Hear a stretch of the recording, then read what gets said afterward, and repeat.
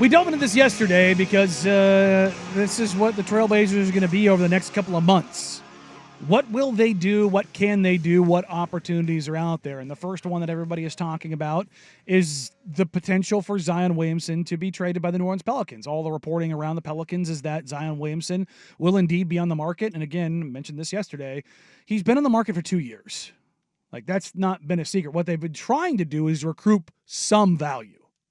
Like, that has been the part, because his availability is such a massive question. Well, one of the biggest issues that in trading Zion Williamson is that, one, you have a depressed asset in Zion who cannot stay healthy. And two, now you have an edict coming down to your new general manager that he must trade him. That is not the leverage play that most teams like to have when you were trading a phenomenal talent when he is healthy, right? Like, this is one of those situations where there's going to be a lot of teams that are going to lowball New Orleans, not on the salary because it has to match salaries up, but for the quality of player that they are going to get. And or picks. Yes. And that's the thing, is it's one thing to kick tires, which, again, I will beat this drum until there's a hole in it. Make the call on everyone. Call them. Because after Luka Doncic, you make that call, man. It's terrifying how many transactions have come out of that. And I'm not talking about Luka. I'm just talking about, hey, and we mentioned before the Jimmy Garoppolo to the Niners, situation of, they called about Brady, but they're like, how about Jimmy G? How about Jimmy G? Like, so many transactions, particularly in the NBA, where the power brokers, the agents, have so much sway and control. A lot of times when guys are trying to find their way to a certain situation, they have a quote-unquote blessing from the current team's front office of, hey, look, if you find something that you think is reasonable, you can go ahead and bring it to us. And a lot of transactions are done that way. And that's why somebody like Pat Riley, who has had these relationships for 40, 50 years and knows everyone, and yes, he's the godfather for a reason. But why those transactions, you're like, why does it always take place with Pat Riley and Danny Ainge? I'm like, I don't know, because they've been around since the beginning of time. Yeah. That's why. They know everybody. They have a history in, like, whether people like it or not, because Danny Ainge is always accused of fleecing whoever he's in a deal with. Mm-hmm. He gives a package that is enticing to whomever he is dealing with. Even that Brooklyn Nets deal where they got everybody, they got their big three, but all washed.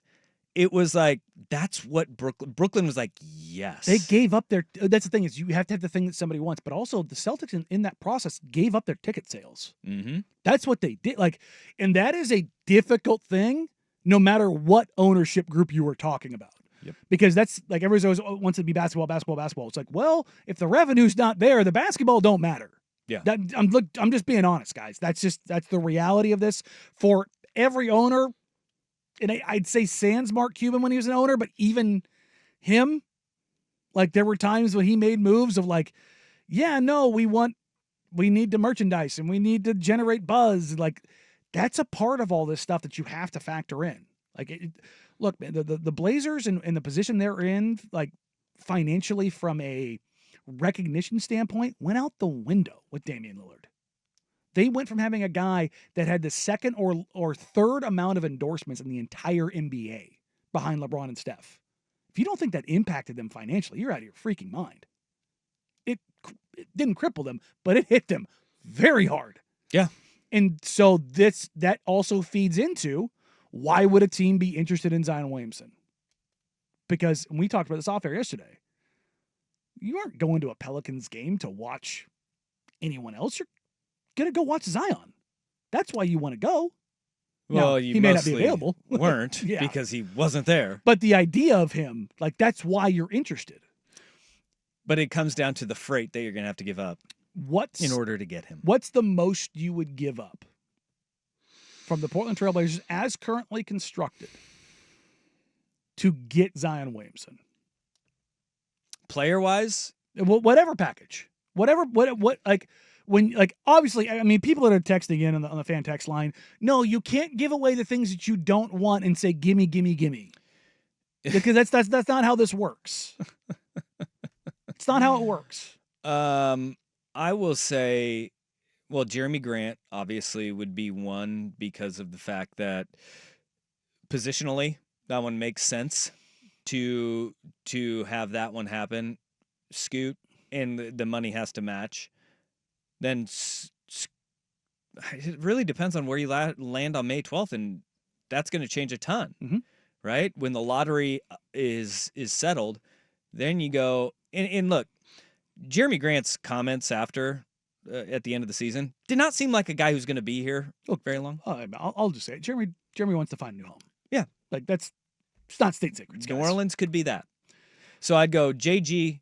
I would, and then the second player, which it would take a second player in order to make this happen. It's got to be one of the young guys. It's wholly dependent on where you land in the draft and who you think is going to be available there. I mean, and then pick wise, look, you're in a really weird situation with the stipulations on some of the picks moving forward, and because as a result of the Bulls Dame pick change that goes out, and 2028, you really can't trade your pick until 2028. Thanks, Neil. But at that point, you're probably going to have to send out one of the picks that you get from someone else. A swap or one of the picks. Yeah. And that's kind of brutal too. The Blazers can get in a bidding war for Zion, and I don't think it's going to go crazy.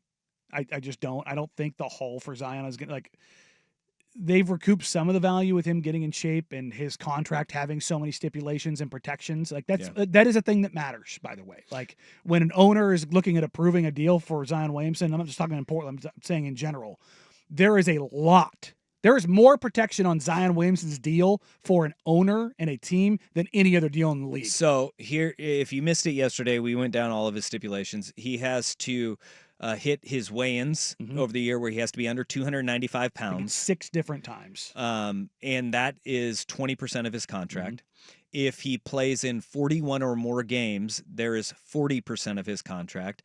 An additional 20% is guaranteed after he plays in 51 games, and then an additional 20% if he plays in 61 or more games. That would give you 100% of his deal. So weight is 20. 40% for 41 games, 20% for 51 games, 20% for 61 games. And then there's also a stipulation that they can get out of jail free if he injures his right foot again. There's injury protection on his right foot. And also each year, I believe it's July 15th, if I remember right, his contract is not guaranteed. Yes. And so you have the ability to go, nope, I'm out. So say this year, what we know of this year, at least 80% of his contract will not be guaranteed next year. He still counts against your cap. Yes, for the full amount until the calendar year ends. That's right. But you're looking at, and we don't know if he didn't hit any of his weight markers, then doesn't matter. None of it's guaranteed, which is crazy. I don't know to how. Think about. I don't know how he signed that. I don't know how he signed it. I mean, I guess it was the only way. Man, hell of a motivator. I guess so. He'd be under 290. He'd definitely be under 295. Do you want $150 million more? And that's the other thing though about when he got shut down. Think of all the injuries he had this year, knowing that he had to get to 41 games in order for 40% of his deal to get done. He had calf, hamstring, and back injuries that only allowed him to play in 30 games this year. And he had the ultimate motivator of 80% of his contract hinged on him playing in 61 games. 80% of his deal. Brutal. Like I asked you, so I'll say mine on this. If here's the difference. David Griffin is no longer the general manager. It's now Joe Dumars. What does he value? Who on the Pelicans does he value? Yeah. And what does he see this team as going forward? Like, and I think that matters. Like, would he want a Scoot Henderson? Would he want a Shaedon Sharp? Would he want a Tumani Kamara? Like, up and down the board, like, what is the thing that they have or that they want going forward? I would imagine that the guys that they have that they are, locked in with are Trey Murphy or Herb Jones and Yves Missy as kind of like the future. I don't know where they sit with DeJounte because he's coming off an Achilles tear. Like, Is that bad? And DeJounte Murray is like, there's a certain level of crazy that comes with players from Seattle. And I say that full well knowing the Blazers have one in Matisse Thybulle. I will tell you right now, Tease has a level of crazy to him. It's a different kind of crazy. Yeah. But it's there. It's more of like a learned man crazy. Yeah, and don't get me wrong, I love Tease, but there's some orneriness to Tease. But if I'm looking at this, a package of DeAndre Ayton, Scoot Henderson, and something, I think is probably the way the Blazers would probably try to view this. Yeah.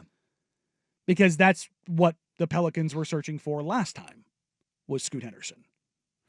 So I think that's the path I would probably go down. If you're making this move, you're going to have to give up one of the young guys. No doubt. Like that's part of this. The interesting thing is, if you talk about the draft lottery, if you end up 9th and you see it that way and you're like, okay, if we're going to do this, now we've got, 2 Zion, Denny, Klingon kind of a situation. Well, now you probably need to find some shooting, and you're looking at things like Kasparas Yakashionis in the draft. Mm-hmm. Big guard, can shoot it, can play make, can play off of a guy like Zion, because Zion kind of becomes your de facto ball handler a lot of the time. Tell you what, that's a lot of beef. It is a lot of beef. Zion, Denny, and Klingon. It's a lot of big boys. I mean, and 2 ain't tiny. No, he's not. Like, honest, that's kind of crazy when you think about that. So, but that's ultimately where I am on that. Up on the Twitters right now at Danny and Dusty. No poll this time. It's a question. What's the most you'd be willing to give up?